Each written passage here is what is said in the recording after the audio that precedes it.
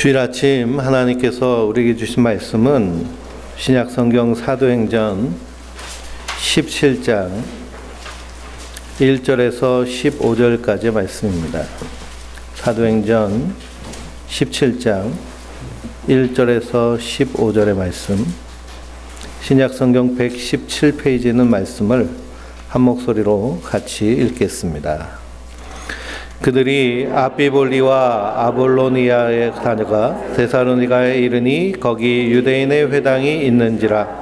바울이 자기의 관례대로 그들에게로 들어가서 새 안식일에 성경을 가르쳐 강론하여 뜻을 풀어 그리스도가 해를 받고 죽은 자 가운데서 다시 살아나야 할 것을 증언하고 이르되 내가 너희에게 전하는 이 예수가 곧 그리스도라 하니 그 중에 어떤 사람 곧 경건한 헬라인의 큰 무리와 적지 않은 귀부인도 고난을 받고 바울과 실라를 따르나 그러나 유대인들은 시기하여 저자의 어떤 불량한 사람들을 데리고 때를 지어 성을 송롱하게 하여 야손의 집에 진입하여 그들을 백성에게 끌어내려고 찾았으나 발견하지 못함에 야손과 및 형제들을 끌고 읍장들 앞에 가서 소리질러 이르되 천하를 어렵게 하던 이 사람들이 여기도 이르매 야손이 그들을 맞아들였도다. 이 사람들이 다 가이사의 명을 거역하여 말하되 다른 임금 곧 예수라 하는 이가 있다 하더이다 하니 무리가 읍장들이 이 말을 듣고 소동하며 야손과 그 나머지 사람들을 보석금을 받고 놓아주니라. 밤에 형제들이 곧 바울과 실라를 베레아로 보내니 그들이 이르러 유대인의 회당에 들어가니라. 베레아에 있는 사람들은 데살로니가에 있는 사람들보다 더 너그러워서 간절한 마음으로 말씀을 받고 이것이 그런가 하여 날마다 성경을 상고하므로 그 중에 믿는 사람이 많고 또 헬라의 귀부인과 남자가 적지 아니하나 데살로니가에 있는 유대인들은 바울이 하나님의 말씀을 베레아에서도 전하는 줄 알고 거기도 가서 무리를 움직여 소동하게 하거늘 형제들이 곧 바울을 내보내어 바다까지 가게 하되 실라와 디모데는 아직 거기 머물더라. 바울이 인도하는 사람들이 그를 데리고 아덴까지 이르러 그에게서 실라와 디모데를 자기에게로 속히 오게 하라는 명령을 받고 떠나니라. 아멘. 할렐루야. 하나님께서 주시는 은혜와 평강이 우리 성도님들 위해 늘 충만하시기를 주님의 이름으로 축원드립니다. 주보를 보시면 광고가 있는데요. 다니엘 학교 꿈 연구하는 꿈 공부 토요일 날 10시 2월 첫 주부터 모입니다. 그래서 함께 공부하실 분들은 노트와 필기도구가 필요하니까요. 그걸 가지고 10시까지 오시면 되겠습니다.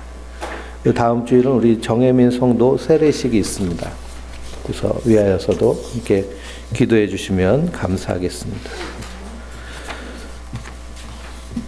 우리가 사도행전을 통해서 사도 바울의 그 전도의 여정을 함께 걸어가고 있습니다.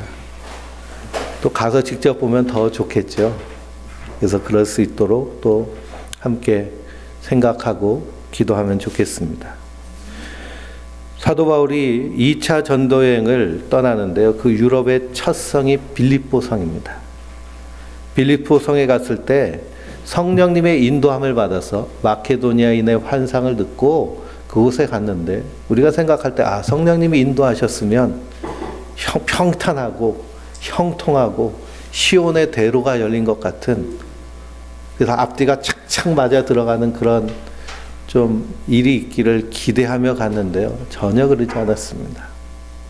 빌립보 성에 갔더니 아무도 없었어요. 그러니 아무것도 보이지 않는 막막한 곳을 성령님이 인도하셔서 보내신 겁니다. 우리 현대사회를 불확실성의 사회라고 얘기합니다. 불확실성이 크다는 것은 이게 될지 안 될지를 알지 못한다는 거예요.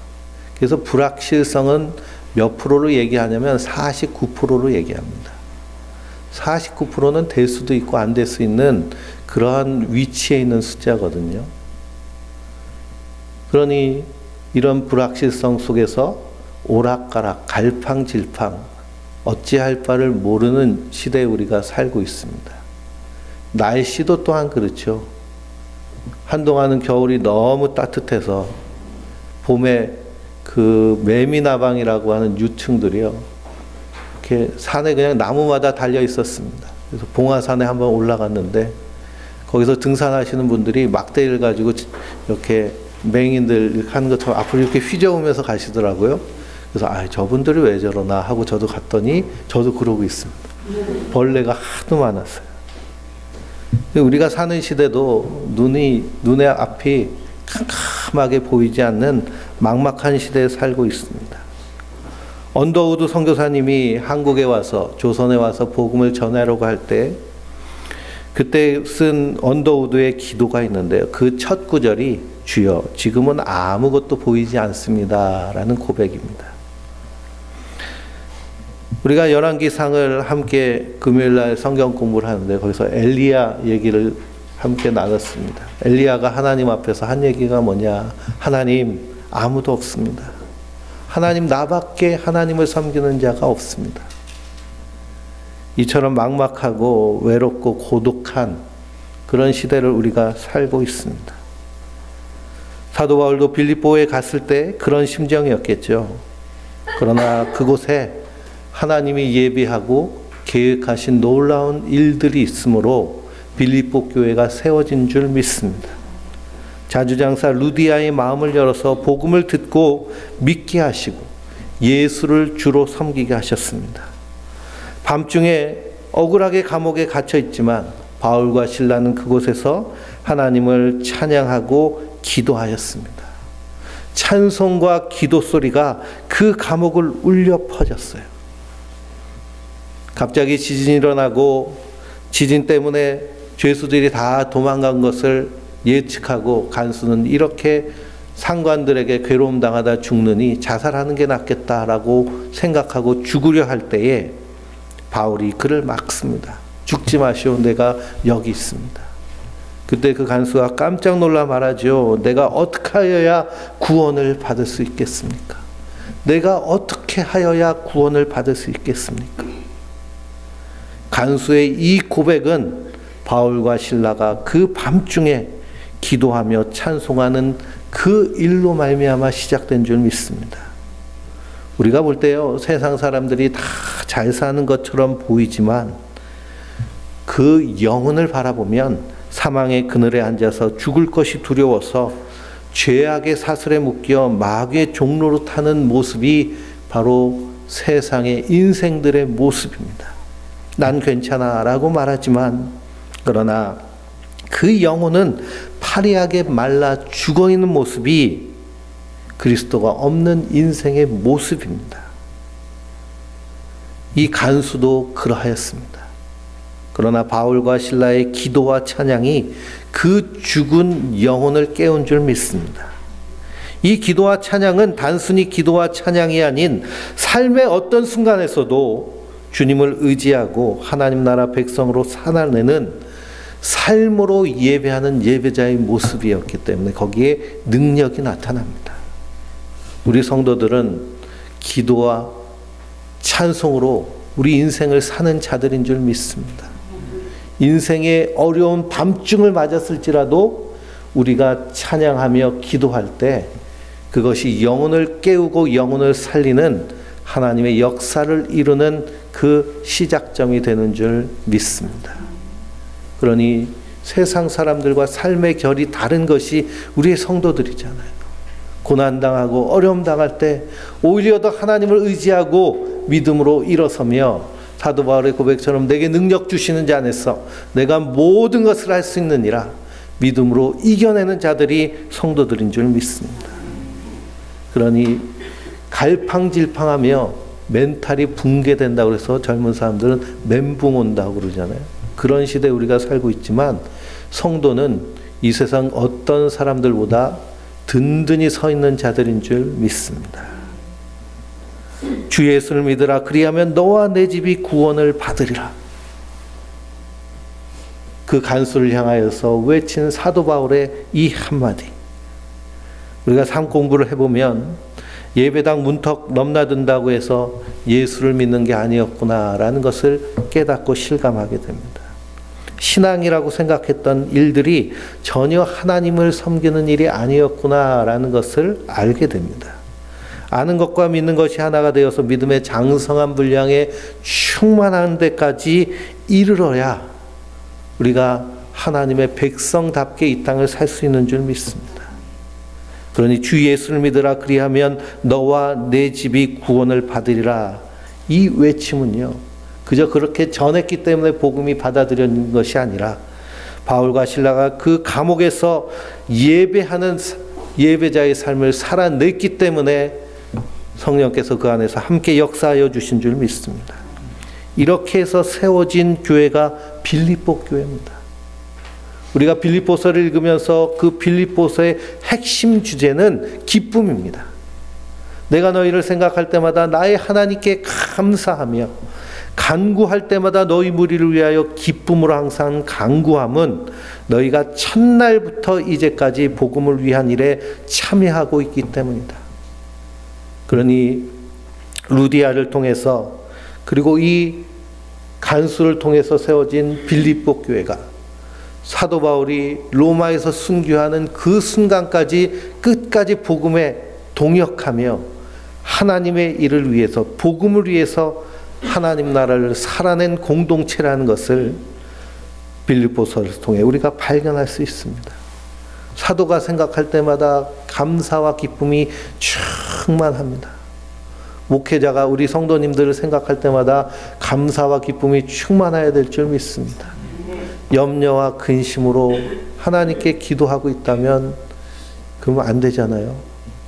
그러니 우리도 주 안에서 한밤중 같은 인생을 살지라도 기도하며 찬송하는 자로 하나님 앞에 예배자로 서 있어야겠습니다.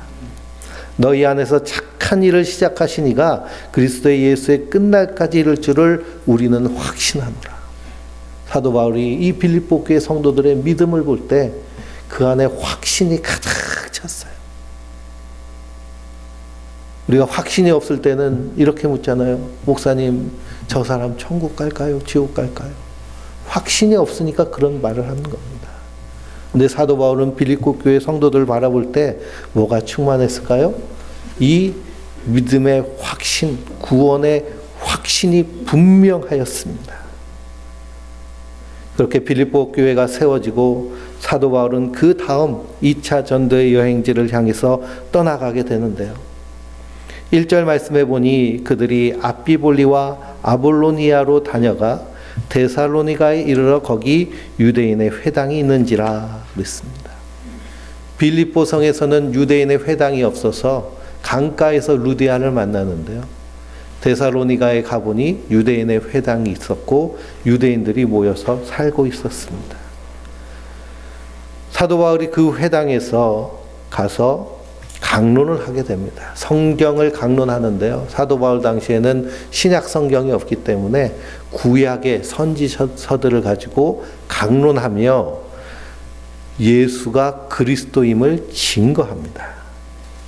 그 기간이 얼마나 되느냐 하니까 2절에 보니 바울이 자기의 관례대로 그들에게 들어가 새 안식일에 성경을 가지고 강론하며 그랬습니다. 새 안식일이니까 안식일 3번 강론을 하였다는 것이죠. 3주 동안 복음을 전했습니다. 그리고 성경을 쭉 읽어보면 데살로니가 유대인들이 바울과 실라를 박해하고 그 성에 더 이상 머물 수 없어서 쫓겨나고 도망치게 되는데요.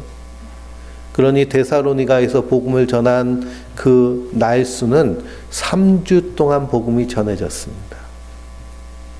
그러나 우리가 바울의 서신서를 쭉 읽어보면서 그 서신서에 어떤 서신이 있어요?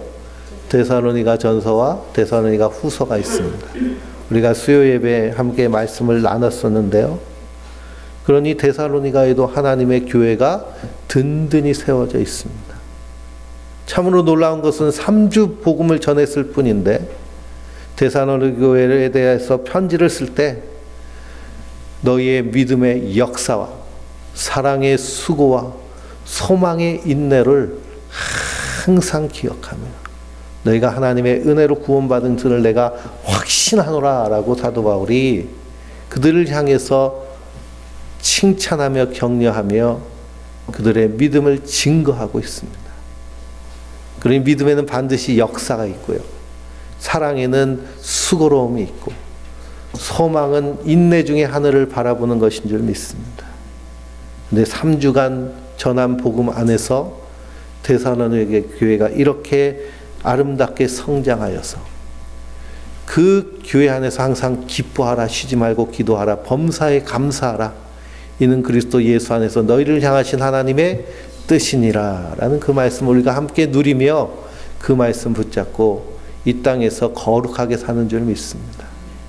그러니 하나님이 원하시는 것은 너희의 거룩이니라 라고 데살로니가 교인을 향해서 사도 바울이 편지하고, 그 거룩의 모습은 우리가 양복 입고 잘 빼입고 얌전하게 점잖은 척하고 인사도 안녕하세요 하고 하는 것이 거룩이 아니라 항상 기뻐하고 쉬지 않고 기도하며 범사에 감사하는 것이 거룩한 성도의 모습인 줄 믿습니다. 세상과 구별된 모습. 세상에서는 어느 때 기쁠까요? 일이 잘 풀리고 자녀들이 좋은 그런 목적을 달성하고 좋은 학교 가고 좋은 직장 가고 결혼해서 아이 낳고 그런 세상 일에 기뻐합니다. 그러나 성도는 환난 중에도 기뻐하는 자들인 줄 믿습니다. 고난 중에도 기뻐하는 자들인 줄 믿습니다. 왜 그러냐? 환난은 인내를, 인내는 연단을, 연단은 소망을 낳기 때문입니다. 하늘 소망이 분명하기 때문에요. 성도는 이 세상 일에 일희일비하는 자들이 아니라 어떤 상황 가운데서도 기뻐하는 자입니다. 왜 그러냐? 지금 나에게 손해가 올지라도 하나님은 합력하여 선을 이루실 뿐만 아니라 때를 따라 돕는 분이시기 때문입니다. 요셉이 노예로 팔려갔어도 하나님 그 노예로 팔리게 하셨기 때문에 그가 애굽의 총리가 되어서 그 모든 생명들을 살리게 하는 일을 맡을 뿐만 아니라 이스라엘을 한민족으로 성장시키는 하나님의 일꾼의 사역을 감당했기 때문입니다. 그러니 성도는 어떤 상황 가운데서도 항상 기뻐하는 자들, 범사에 감사하는 자들, 내가 기도해서 응답해 주셔도 감사, 거절하심도 감사. 감사할 수 있는 것은 주님이 나를 붙잡고 계시고 나를 사랑하시기 때문입니다. 그래서 주님과 늘 365일 주님과 인격적인 삶을 살아내는 것이 성도의 거룩한 모습인 줄 믿습니다. 그러니 이 데살로니가에서 3주간 복음을 전했는데요. 이런 놀라운 역사가 일어났습니다. 이런 역사가 일어난 이유는 뭘까요? 사람이 하는 것이 아니라 성령께서 하시는 것이기 때문입니다. 우리가 믿음으로 든든히 서야 되는 이유는 무엇이냐? 내가 하는 것이 아니라 주께서 하시는 것이기 때문입니다. 사도 바울의 몸에 질병이 있었어요. 자기의 육체의 연약함 때문에 하나님께 3번이나 간절히 기도하였는데요. 그가 받은 응답은 내 은혜가 내게 족하다라는 응답이었습니다. 한마디로 말하면 하나님이 거절하신 거예요. 나 아픈 대로 그냥 네 사명 감당해. 근데 사도 바울이 그리고 깨달은 것이 뭘까요? 내가 약하고 힘이 없어서 그래서 주님을 의지하고 주님께 더 간절히 기도하며 바라볼 때 오히려 더 놀라운 성령님의 일하심과 하나님의 역사가 그 눈앞에 펼쳐지는 것을 보고 약할 때 그때가 곧 강함이니라 라고 고백을 합니다. 그러니 세상에서는 약한 모습 보이지 않으려고 그러잖아요. 약점 잡히지 않으려고 그러잖아요. 강한 모습, 괜찮은 모습 보이려고 하는데요. 하나님 앞에서는 어떤 모습을 쓰는 것이 가장 좋을까요? 약한 모습으로, 연약한 모습으로, 상한 모습으로. 그러니 다윗이 하나님 앞에 밧세바와 범죄한 후에 회개할 때 한 기도가 뭐냐? 하나님이 받으시는 제사는 상한 심령이라고 했어요. 내가 상한 마음을 가지고 죽게 나올 때 주님이 그 어린 양의 피로 깨끗하게 씻어주시고 치료해 주시고 세임 주셔서 내게 능력 주신 자에서 모든 것을 감당케 하시는 그 주님을 경험하기 때문에 그렇습니다. 우리 성도님들도 그 주님을 날마다 경험하며 우리 인생이 하나님과 동역하는, 성령님 살아서 역사하시는 그 일하심을 날마다 보는 주의 백성들 되시길 주님의 이름으로 축원드립니다. 사도 바울이 회당에서 3주 동안 강론한 내용은 뭐냐? 한마디로 말하면 예수가 곧 그리스도라는 말씀입니다. 복음을 전했습니다. 구약의 모든 성경의 말씀은 예수님을 증거하고 있습니다.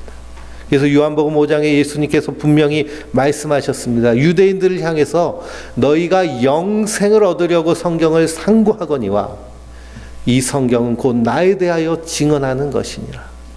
그러나 너희가 나에게 오지 않는구나. 구약의 모든 성경의 말씀, 율법과 제사법, 그리고 모든 선지자의 손은 누구를 가르치고 있느냐? 예수를 가르치고 있어요. 그러니 구약의 마지막 선지자인 세례 요한은 그의 손을 가리켜서 세상 죄를 지고 가는 하나님의 어린 양이로다 라고 외치고 있습니다. 그분이 바로 예수님이세요. 이스라엘 백성들이 애굽의 종살이에서 해방된 것도 자기들이 독립운동에서 된 것이 아니라 어린 양의 피를 그 문설주의 발름으로 말미암아 그곳에서 벗어나서 하나님의 백성, 하나님의 군대로 하나님의 약속의 땅을 향해서 걸어가게 된 줄 믿습니다. 그래서 성도는 이 복음에 대해서 분명히 깨닫고 어디서든지 담대하게 전하는 자들이 되어야 될 줄 믿습니다. 그래서 우리가 사지읒 복음을 늘 듣잖아요. 사지읒이 제가 잘 설명해서는 안 되고요. 우리 성도님들이 자연스럽게 나와야 됩니다. 첫 번째 지읒은 주인입니다. 하나님이 온 우주와 나의 주인이세요. 그런데 그 하나님의 주인됨을 바라지 않고 자기가 주인 자리, 왕 자리에 앉아서 하나님을 쫓아내고 왕노릇하는 그 인생이 바로 하나님 앞에 죄인인 줄 믿습니다. 그러니 세상에서 말하는 죄의 가치와 성경에서 말하는 죄의 가치는 전혀 다릅니다. 윤리, 도덕, 법률적인 죄를 세상은 말하지만요, 성경은 분명히 말씀하십니다. 하나님이 주인이시고 왕이신데 너희가 그 하나님을 몰아내고 그 자리에 앉아있다. 이것이 본질적인 죄입니다. 그 죄는 어떻게 해야 될까요? 반드시 죽어서 심판받는 죄입니다. 그러니 지금 대한민국 이 2000년대를 살고 있는 이 대한민국에도 아직도 살아있는 법이 국가보안법이잖아요. 국가보안법 가지고 누구를 잡아냈을까요? 옛날에는 간첩들 잡아냈잖아요. 정부의 그리고 독재자의 입맛에 맞지 않는 사람들을 뭘로 걸어 넘겼어요? 예? 국가보안법에 걸려서 간첩으로 몰아서 다 숙청시켰습니다. 그러니 방법도 간단합니다. 김일성 주체 사상 책 한 권 몰래 국정원 직원이요 꽂아 놓는 거예요. 어느 학생들한테 좀 그 독재에 대해서 비판하는 그런 강의를 하고 하는 교수들. 그러면 그 다음에는 압수수색 들어갑니다. 탈탈 터니까 무슨 책이 나와요? 불온 서적이 나오잖아요. 그러니 간첩이다 몰아가지고 죽은 사람이 한둘이 아니죠.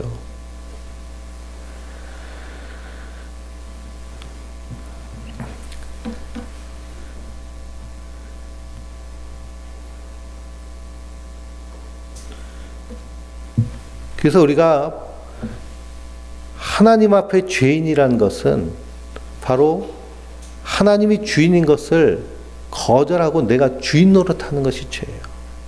그러면 오늘 하루를 사시면서 아침에 일어나서 우리 성도님들은 내가 주인으로 사셨나요? 하나님 주인으로 사셨나요? 내가 주인으로 산 순간이 더 많습니다. 사도 바울도 그것을 깨닫고 오호라 나는 곤고한 사람이로다. 아 나는 비참한 사람입니다. 그러나 그가 그렇게 고백한 후에 누구로 말미암아 감사했을까요? 우리 주 예수 그리스도로 말미암아 감사하노니 이렇게 고백합니다. 그러니 하나님이 주인인데 내가 주인 노릇한 이 죄인은 반드시 죽어 심판받아 지옥불에 던져져야 되는데요. 하나님이 구원의 길을 활짝 여셨습니다. 하나님이 사람이 돼서 이 땅에 오셔서 나의 허물과 죄를 대신 지시고 십자가에 달려 죽으신 거예요. 그 예수를 믿는 자마다 멸망치 아니하고 구원을 받게 되는 구원의 은혜를 우리에게 주신 줄 믿습니다. 그러니 성도는 그 예수님을 나의 주, 나의 하나님으로 섬기는 자들이에요.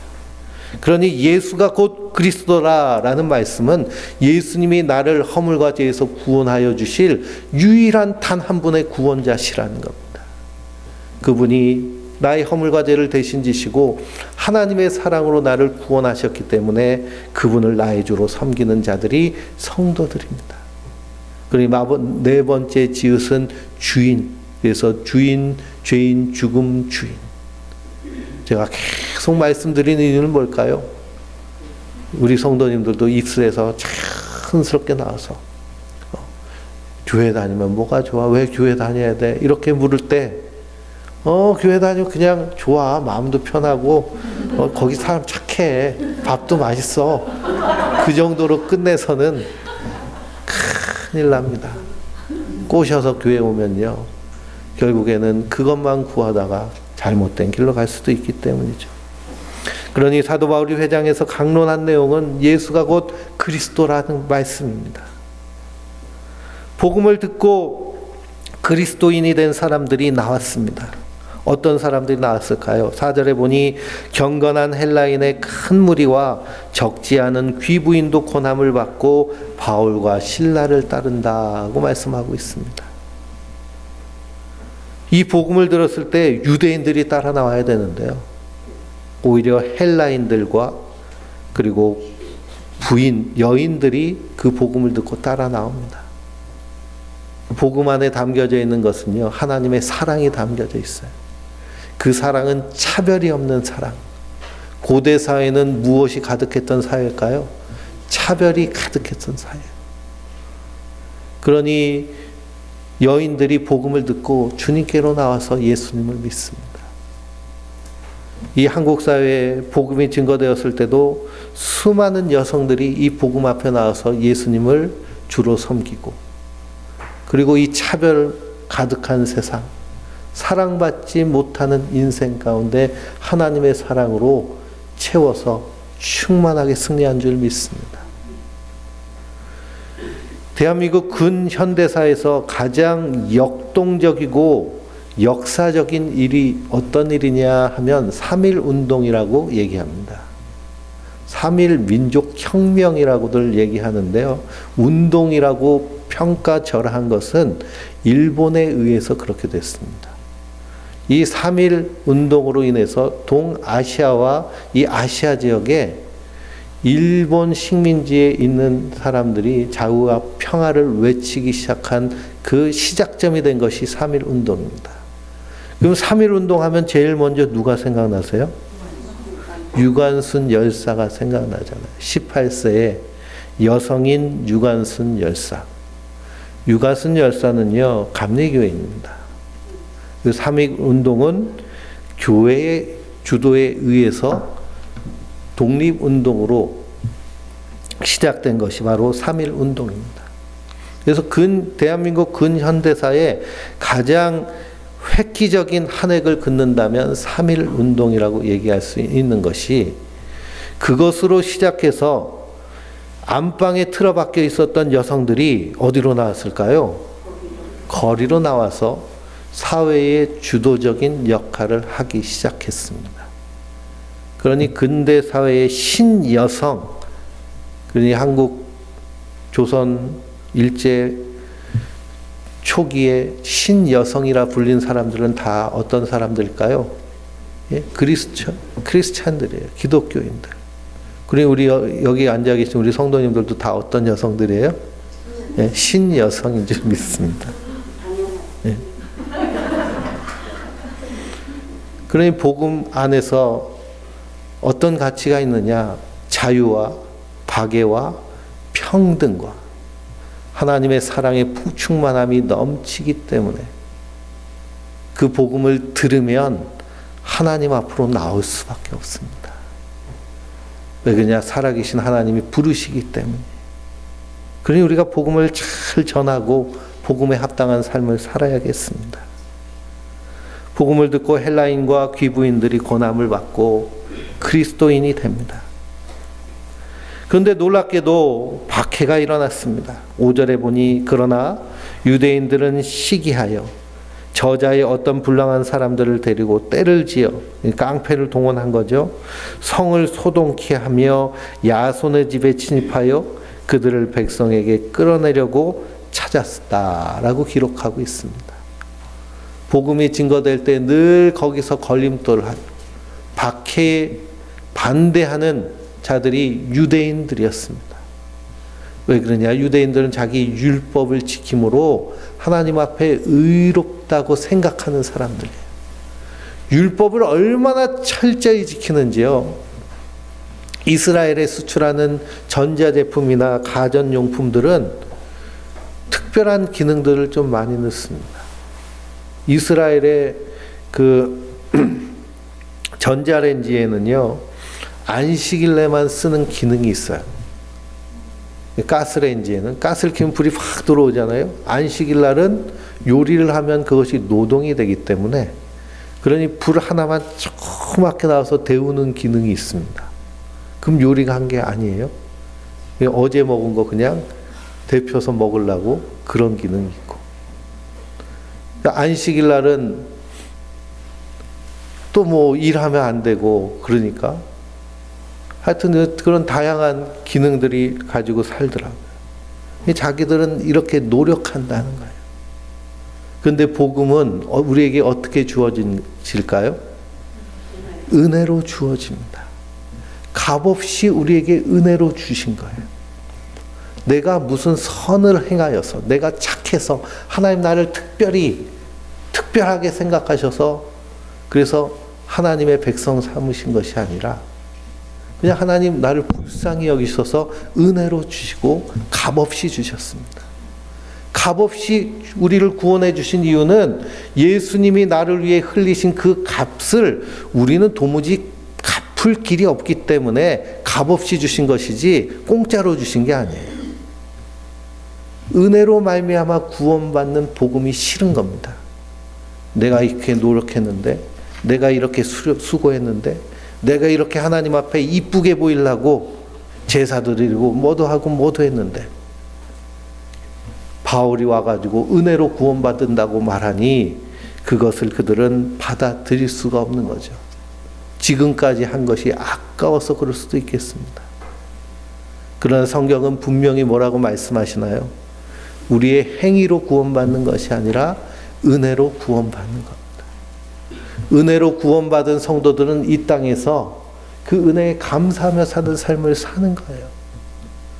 그런 우리가 예배 자리에 나와서 하나님께 예배 드리는 것도 그 날 구원하신 은혜에 감사해서 드리는 것이지, 예배라는 행위를 통해서 하나님한테 점수 달라고 한다면 그 예배는 하나님 받지 않으십니다. 우리가 하나님께 예물 드리고 헌신하고 봉사하는 것도 은혜에 감사해서 하는 것이어야죠. 자원하는 마음으로 해야 되는 것이죠. 내가 이렇게 드릴 때 하나님 나에게 이렇게 해주실 거야 하는 거래하는 마음으로 하나님께 나올 때 하나님 기뻐하지 않으십니다. 하나님은 업신여김을 받지 않는다고 성경은 말씀하고 있는데요. 이전 성경은 만홀이 여김을 받지 않는다고 하셨습니다. 하나님 속지 않으신다는 거예요. 하나님과 거래하려고 하는 시도들은 하나님을 업신여기는 시도입니다. 하나님과 기도하는 것도 마찬가지입니다. 예수님은 기도할 때 어떻게 기도하라고 하셨나요? 골방에 들어가서 기도하라고 하셨습니다. 은밀한 중에 들으시는 너희 아버지께서 들으시리라. 골방에서 하나님과 1대1로 만나는 일이 없으면 하나님과의 관계는 분명한 문제가 있는 겁니다. 골방에서 기도하는데 격식 차리고 기도할 이유가 있을까요? 우리 성도님들은 자녀들과 대화할 때 자녀들이 격식과 예의를 찾아서 사랑하고 존경하시는 아버지 하면서 오면은 어떠실 것 같아요? 제가 뭔가 나한테 큰 걸 원하는가 보다 하고 오해할 수도 있을 겁니다. 하나님 우리와 친밀하기를 원하시거든요. 그래서 하나님의 사랑, 안에 담겨져 있는 의미 가운데는 친밀함도 하나님의 사랑 안에 담겨져 있습니다. 그런데 그 친밀함, 부자 유친이라고 할 때 이 친함 안에는 두 가지가 없어야 된다고 말씀드렸는데요. 첫 번째 뭐가 없어야 될까요? 예, 염치가 없어야 돼요. 두 번째는 눈치가 없어야 돼요. 그러니 하나님 앞에서 염치 없고 하나님 앞에서 눈치 없는데 전혀 꺼리낌이 없으면 그 사람은 하나님과 어떤 사람이에요? 친한 사람이에요. 근데 눈치 보고 내가 이런 얘기해도 되나? 이런 기도해도 되나? 예. 그리고 내가 한 것도 없는데 어떻게 하나님한테 이렇게 할 수 있어 하는 것, 염치 눈치 따지면 하나님하고 안 친한 겁니다. 근데 하나님 우리와 어떻게 하시기를 원하실까요? 친밀하기를 원하셔서 임마누엘로 우리에게 오신 분이 우리 주님이신 줄 믿습니다. 그 유대인들은 자기 행위로 자기 의를 쌓는 자들이기 때문에 은혜로 구원받은 그 꼴을 보기 싫어서 시기하며 불량배를 이끌고 와서 바울과 실라를 박해하려고 했습니다. 사람들이 몰려오니 아마 숨었을 거예요. 숨었더니 그 사람 바울과 실라를 찾지 못하고 바울 대신 끌려간 사람이 야손이라는 사람입니다. 로마서 16장 맨 마지막 장을 읽어보면 사도 바울이 복음을 위해서 함께 동역한 성도들의 이름을 거론하며 문안하라 라는 얘기를 합니다. 문안하라는 것은 이 사람들이 복음을 위한 제자이며 함께 동역하며 그렇게 힘쓰고 수고한 예수님의 사람들이라는 것을 말씀하고 있는데요. 거기에 나의 동역자 디모데와 나의 친척 누기오와 야손과 소시바더가 너희에게 문안하느니라 라고 말씀하고 있습니다. 그러니 야손으로 통해서 데살로니가 교회가 시작되고 거기서 성장하기 시작한 것을 발견하게 됩니다. 바울이 없으니 야손을 붙잡고 그리고 그 데살로니가의 치안을 담당하는 관리한테 가서 고소합니다. 이 유대인들이 로마 관리 앞에서 고소한 내용은 뭘까요? 7절에 보니 이 사람들이 다 가이사의 명을 거역하여 말하되 다른 임금 곧 예수라 하는 이가 있다 하더이다 라고 고발을 합니다. 이 고발의 내용은 누구의 고발과 동일할까요? 요한복음 19장에 보면 제사장들이 예수님을 본디오 빌라도에게 고발할 때 그 내용과 동일합니다. 요한복음 19장 15절에 보니 그들이 소리 지르되 없이 하소서 없이 하소서 그를 십자가에 못 박게 하소서 빌라도가 이르되 내가 너희의 왕을 십자가에 못 박으랴 대제사장들이 대답하되 가이사 외에는 우리에게 왕이 없나이다. 가이사 외에는 우리 왕이 없나이다. 바울을 고소하면서도 이 유대인들이 뭐라고 얘기하나요? 가이사 외에는 왕이 없다는 겁니다. 다른 임금 예수라는 임금이 있다고 가르친다는 거예요. 빌라도가 예수님을 재판할 때 예수님 말씀하신 나라는 이 땅의 나라가 아니라 하나님 나라인 것을 알고 이 세상과는 관련 없는 종교적인 일이구나 라고 판단하고 죄 없다고 선언한 일입니다. 근데 유대인들은 계속하여서 가이사가 우리 왕인데 예수가 왕이라고 주장하고 있다고 고소를 합니다. 이것은 결국 자기 정체를 드러내는 행위입니다. 유대인들의 왕은 누구예요? 유대인들은 누굴 섬긴다고 했어요? 하나님을 섬긴다고 했습니다. 이스라엘 백성들은 시내산에서 하나님과 언약을 맺을 때 하나님을 자신의 왕으로 섬기고 그리고 이스라엘 백성들은 하나님 앞에 제사장 나라가 되기로 언약을 맺은 백성이에요. 그러니 하나님이 그들의 왕이시고 그들의 주인이십니다. 유대인들이 그런데 이 바울을 고소하면서 자기 정체를 드러내는 거예요. 자기 왕이 누구라고 지금 고백하고 있나요? 가이사, 로마 황제라는 겁니다. 세속 권력이라는 거예요. 그러니 유대인들이 결국 섬기는 것은 세상이며 돈이며 세속 권력입니다. 시편 2편을 읽어보면 어찌하여 열방이 분노하며 민족들이 허사를 경영하는고 세상의 군원들이 나서며 관원들이 서로 꾀하여 여호와의 기름 부음 받은 자를 대적하며 우리가 그 맨 것을 끊고 그 결박을 벗어버리자 하는도다. 그러니 세상 권세는 하나님을 대적하여 자기가 왕이 되려고 합니다. 하늘에 계신 이가 웃으시며 주께서 저희를 비웃으시리로다. 그때 분을 바라며 진노하사 저희를 놀래어 이르시기를 내가 나의 왕을 내 거룩한 산 시온에 세웠다 하시리로다. 그 시온산에 서 계신 분이 누구실까요? 우리 주 예수 그리스도인 줄 믿습니다. 그 주님께서 철장 권세를 가지시고 이 세상을 심판하실 때에 그 예수를 주로 섬기는 하나님의 백성들은 구원받아 영생 복락에 이르게 되고 이 땅은 심판받게 되는 줄 믿습니다. 근데 유대인들은 하나님을 섬긴다 하면서 가위 사회에는 우리에게 왕이 없다고 소리치고 있는 것은 자기의 정체를 드러내고 있습니다. 우리는 신앙생활하면서 말씀을 통하여 나의 정체를 발견해야 돼요. 우리도 시시각각 시시때때로 예수님이 왕인 것이 아니라 돈이 왕으로, 세상이 왕으로, 권력이 왕으로, 자식이 왕으로 왕노릇할 때가 얼마나 많은지 모릅니다. 사도 바울은 그래서 뭐라고 고백하나요? 나는 날마다 죽노라 고백합니다. 성도는 날마다 십자가 앞에서 말씀 앞에서 죽고 예수와 다시 사는 자들이 돼야 될 줄 믿습니다. 데살로니가 교회에 이렇게 핍박이 심하니 그 다음으로 떠난 성이 베레아 성입니다.